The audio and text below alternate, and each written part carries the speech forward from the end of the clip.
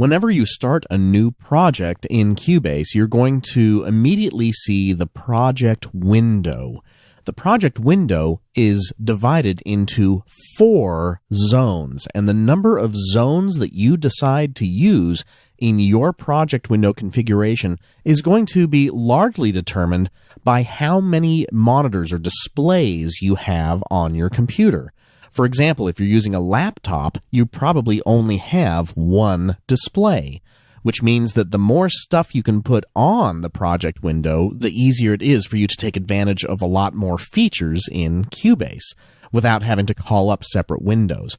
However, if you are on a desktop computer and you have multiple displays attached to your computer, then you may not want to have such a busy project window, and you want to put some of the other zones, if you will, on other monitors. So let's, for the sake of example, look at what would be something like a laptop display. Right now we're looking at the classic 2-zone layout of Cubase. We have the toolbar across the very top of the window, and we have the transport bar at the bottom of the window. Neither of those are zones. I just wanted to point out that there are 2 bars, one at the top and one at the bottom.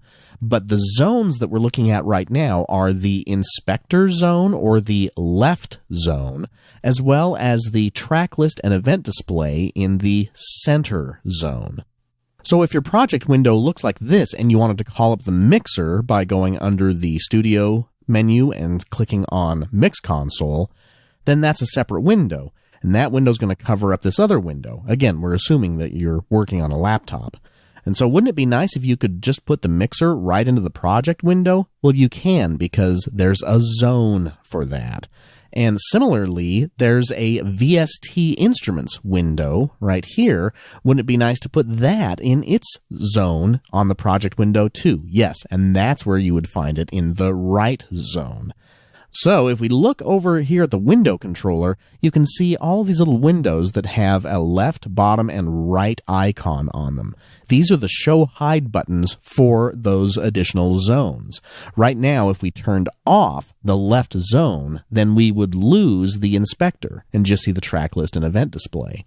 But most people want to see the inspector and the event zone.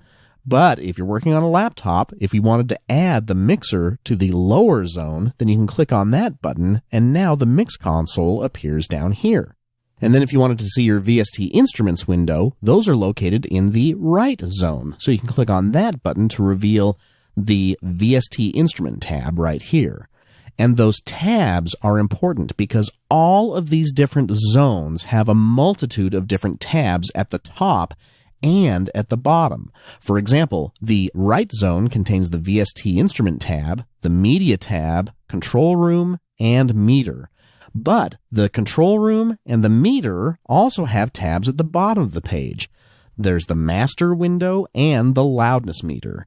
So the same is true over on the Inspector. Normally you have the Inspector and the Visibility tabs in that Inspector zone, or the left zone. But if you look at the bottom, there's also Track and Editor. Well, when you click on Editor, there's nothing here.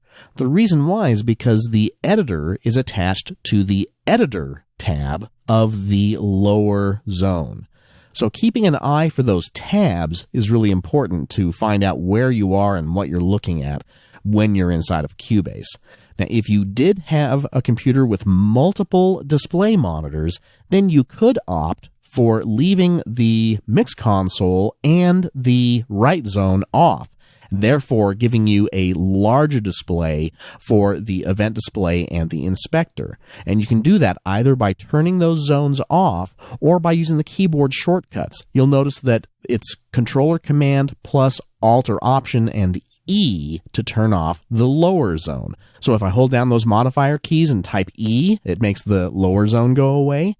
The key commands for the right zone are Controller Command plus Alt or Option and R. So if I hold those modifier keys down and type R, the right zone goes away. And then on a separate monitor, you could put the Mix Console into its own separate display. Same thing with the VST Instruments window. Under the Studio tab, you could call up the VST Instruments window here and then move it onto its own monitor or in a collection of other windows that you have set up on your second monitor or third or fourth monitor. You can really go nuts with how many monitors you can attach to computers these days, and a lot of people take advantage of that. You also have one other panel that's important. That's the Transport panel. Under the Transport pull-down menu, you'll notice that there is a Transport panel. It is a duplicate of the Transport window down here at the bottom of the display, except that it is a separate panel that can be put on any additional external monitor. So that way you can control the Transport on a different monitor if you want to, even if you have two of them. If you're working on one monitor more and you want quicker access to the stop, play, and record buttons and the other Transport features, then you can put that Transport panel on any monitor that you wish. So now that you know a little bit more about the zones, let's look more at the Inspector zone.